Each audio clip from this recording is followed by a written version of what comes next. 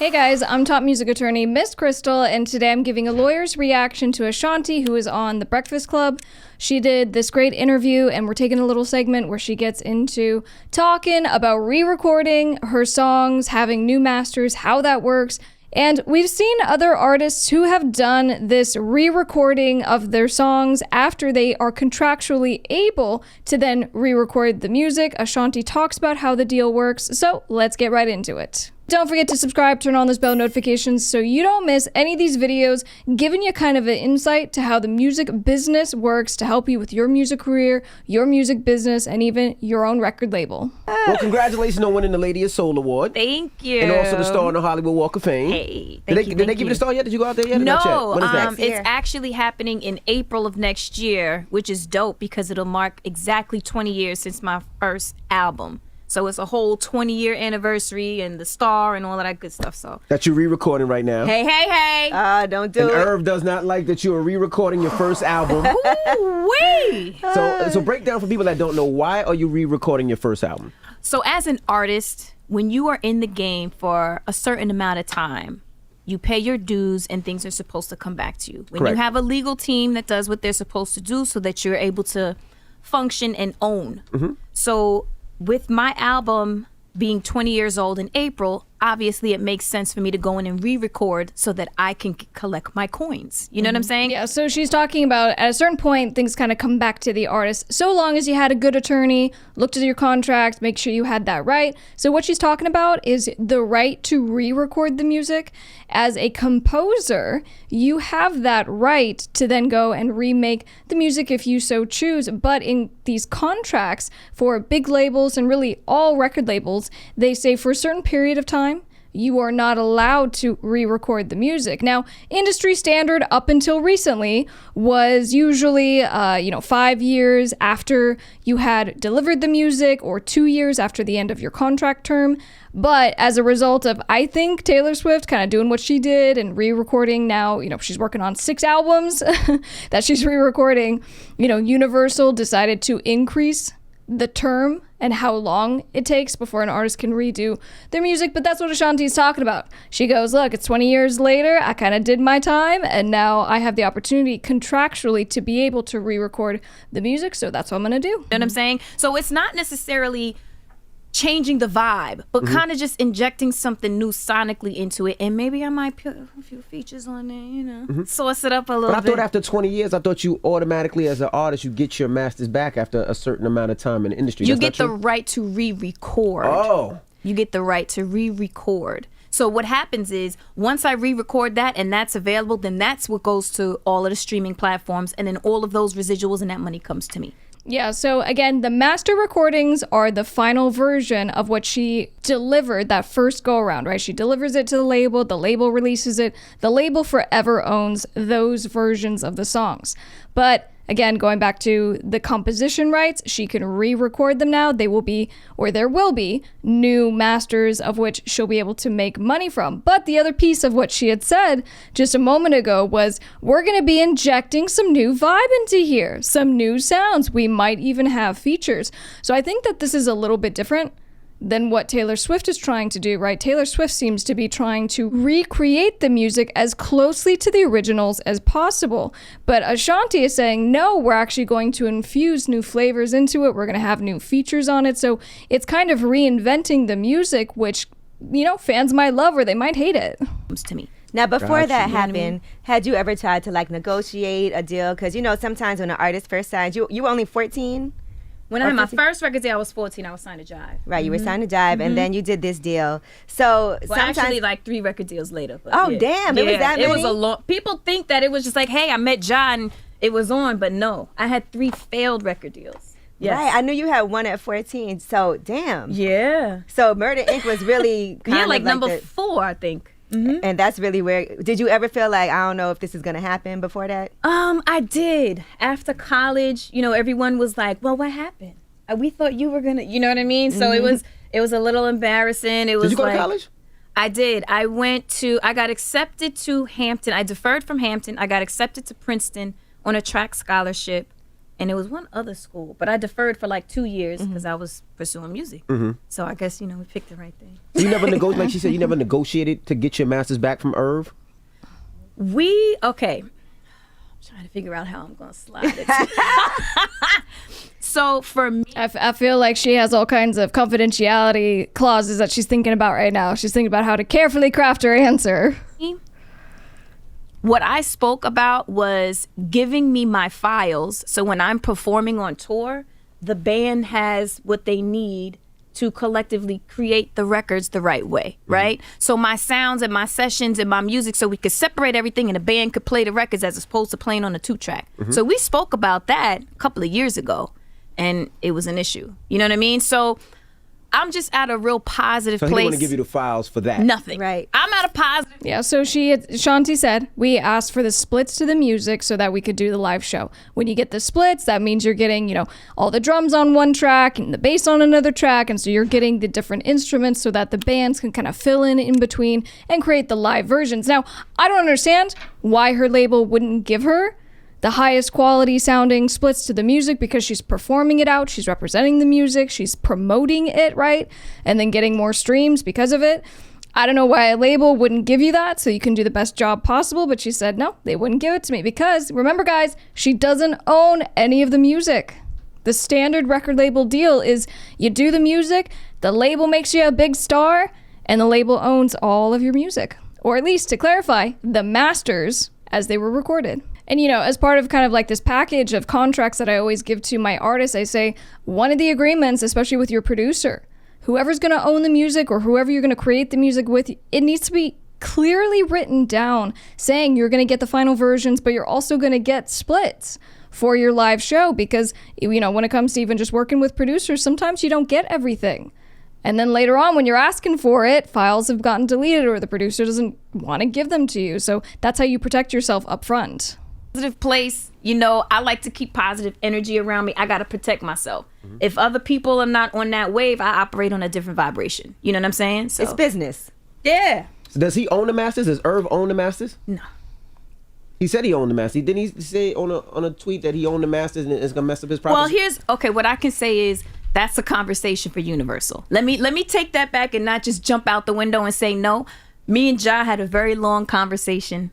Me and John know what time it is, and let Universal answer that, I guess. Okay, so Universal owns the masters. That's what you're saying between the lines, allegedly. So let me ask you a question. Now, this is just, I'm asking because you guys were a unit. You guys were tight. Y'all went through beefs. Y'all had problems. Y'all rode on everybody. Y'all wrote for teams. Y'all helped other artists blow up. Do you feel like since Murder Inc. you're not a part of Murder Inc. anymore, that it should be a conversation and you should get your masters back, just like maybe Ja got his masters back? Do you think, because y'all were family, y'all did a lot, and I'm sure there's a lot that you didn't get paid for that you did. Do you think that should be what it is? See, I've been on a path for a minute now of just being positive. There were several conversations. I threw up mad white flag emojis. I'm about peace. Let's bury the hatchet. There's been an amazing foundation. We'll always be linked musically. We've created history. We've broken records, all of that. So to me, it's kind of senseless that it's at this point. Right. But when people are unhappy and bitter and it affects you mentally and some of your judgment. I don't know if she's answered the question yet. Maybe she will, but the question being, right, so do you think that you should have been able to get your masters back from Murder Inc., or her record label, right? So Ja Rule apparently got his masters back, so are you kind of, pissed that maybe you didn't? And she's just like, I'm all about positivity and white flags and let's not have a beef. I don't feel like she's really answered the question. I mean, I feel like maybe because she's re-recording the music now, she wasn't happy that she didn't get her masters back. Maybe. Judgment. So I've always come from a place of, I'm a Libra. Let's have a conversation. Let's talk about it. Let's figure this out. This doesn't make any sense. But I can't force anybody. You know what I'm saying? At the end of the day, a man has his prerogative to do and say what he wants to do. That doesn't mean it's right. You ain't put Mama Ashanti on it? You ain't put Mama on it? I was on it. She said, I was on it. I had the gag on. But, I wanted to know because, you are part of Murder Inc. history. So when Murder Inc. does the documentaries and the movie, I'm sure they would want you to be a part of it. But, as an artist, would you want to be a part of it? Because maybe you're not. like, I'm just asking for mine. What I feel is deserved to me. And if I don't get that, why should I help you out with yours, So That has to be hard too, because I'm sure you and Ja Rule have a good relationship. Yeah. So when he comes to you and he's making that appeal, but then you're like, I don't want to, but Ja. He's in a weird position. I'm telling you, we had that conversation recently. Ja's in a weird position with everybody, I swear. With Fat Joe, he's cool with Fat Joe. Fat Joe's cool with, like, Ja's just in a weird predicament everywhere. It's crazy. And he was just like, look, you my sister, I love you. That's my brother, I love him. I don't want to be a part of this. You know what I mean? He's like, I'm out. You know, but he also knows what's right. You know, brother or not, sister or not, you know right is right. And like I said, we had that conversation, and I'm good, and I'm glad that we're on the same page. Right. You know? It has to be annoying when you talk about things and you're expressing yourself, and then you don't know if a tweet is going to come, and then it turns into a whole well, you know that was going to come. You know, a whole Irv bigger was gonna send a tweet, situation. do an interview right now. You know Irv. Oh my gosh. Yeah. It's just Yeah, I feel like, not that she's uncomfortable, but I feel like there's something, like she's really trying to be as positive about explaining what had happened. There's a lot more here. And that's kind of coming through, I feel, with how much she's laughing, and, you know, she's being cool about it. But obviously, I think she just kind of found her place in accepting what had happened. Maybe she wanted a different outcome. Maybe she wanted her master's back, and she was trying, and maybe she was trying to leverage Ja Rule to come for her and help, you know, with whatever the situation was. But she's just kind of in this place of acceptance. But it goes back to why maybe she's doing a re-record now. You know, at a certain age, you know, you would think that your mental would be in a different place. You know what I'm saying? Like with this social media, that's forever, you know? So you got to just be careful how you displace your emotions. Did y'all start recording yet or not yet? Not yet. What are y'all waiting for? Well, I just got off tour. And do you have to reproduce the records too? We have the option to. Okay. That's the thing, because there are certain things that the way that I may want to do it, there are certain ways that may involve him, and there are ways to do it that does not. You know what I mean? So obviously you go with the latter. So there are so many different vibes, but I wanted to wait and kind of get off tour, kind of decompress, and then get that energy, you know? And I want to reach out to a lot of artists also, because the idea that I have, I think is super crazy. So What's I that want it idea? to be right.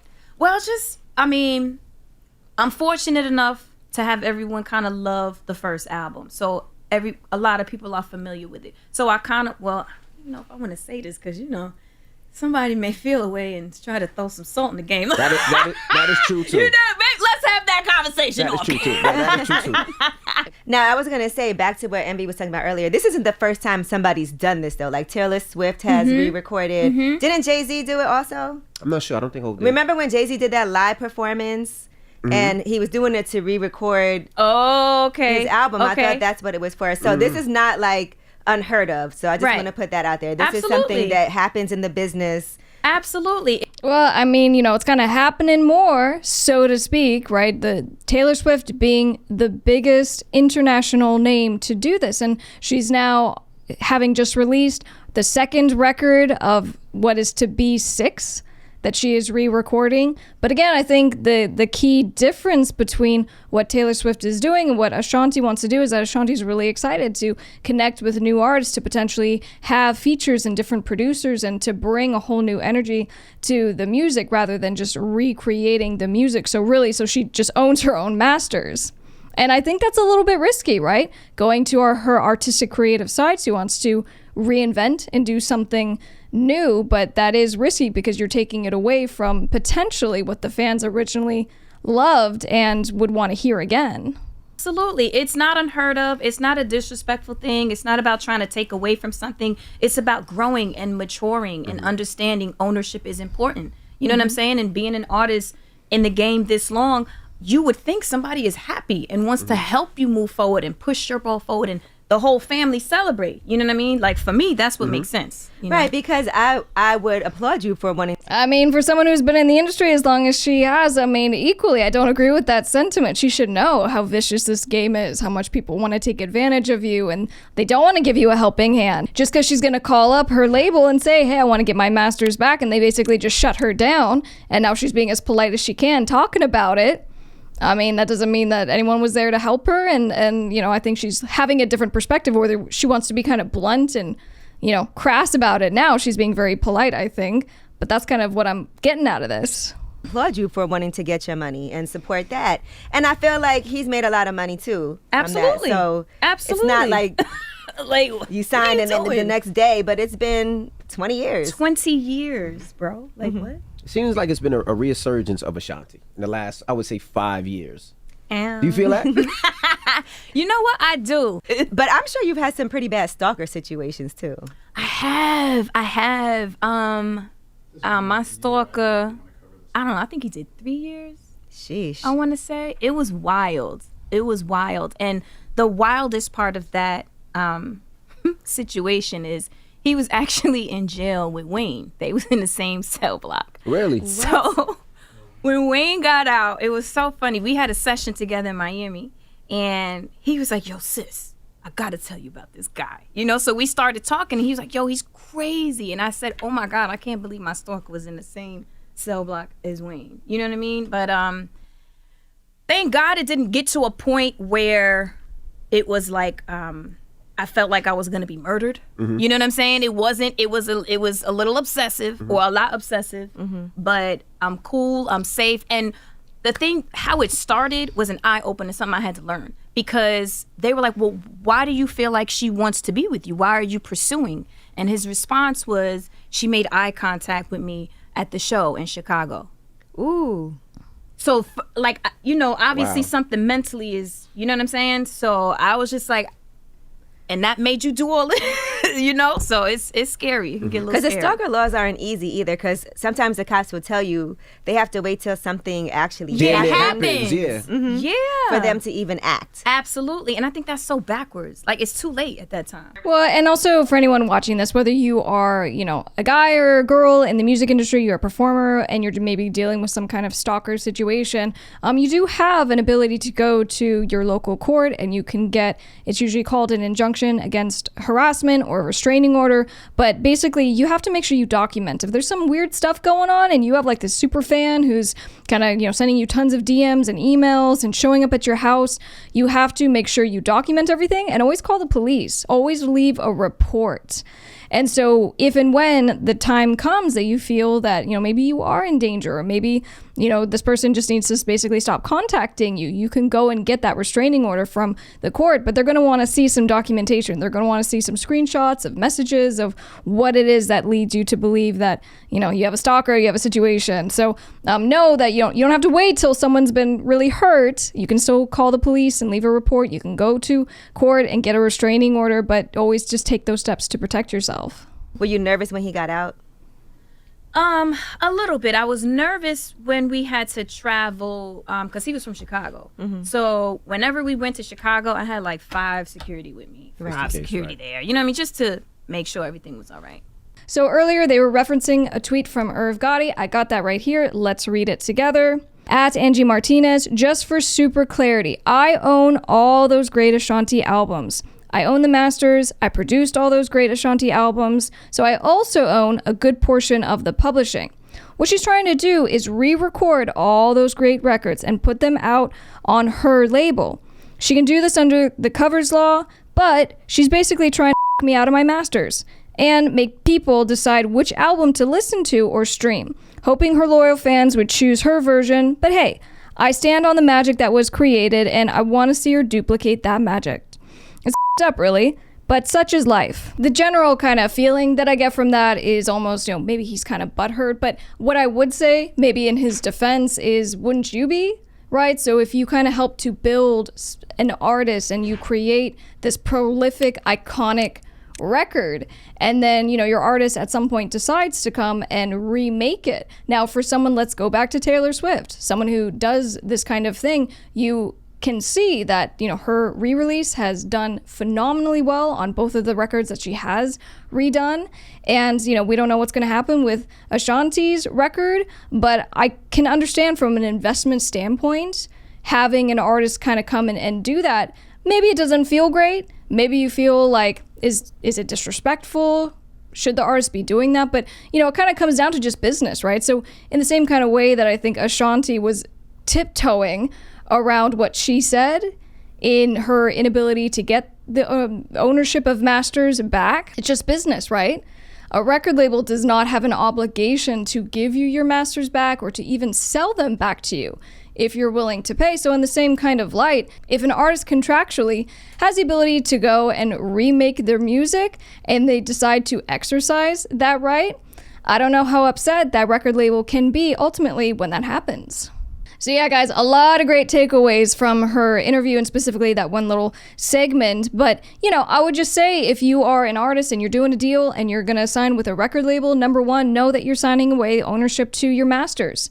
And if you're cool with that, it's, you know, a gamble. We're gambling on the record label to make us big stars. The record label's gambling on you to become a big star and make it a lot of money, but you're not going to own your music. But then the second piece of that is have an attorney. Make sure that the contract is being super scrutinized, not just for when is it that you're going to be able to re-record your music if you decide that that's something that you want to do, because now what they're, you know, all the majors are going to be doing and basically all record labels will follow the majors is to extend the period of time that you're not allowed to re-record or how many you can re-record, right? Because they might say, well, we'll let you re-record 2 of your songs 7 years after, you know, you deliver us your music. So just make sure you have an attorney that's actually looking at these contracts, acting in your best interest, and that's going to help you to avoid a lot of issues because there's things that come up that can really hamper your music career. And we've talked about it at length on this channel, talking about things like options,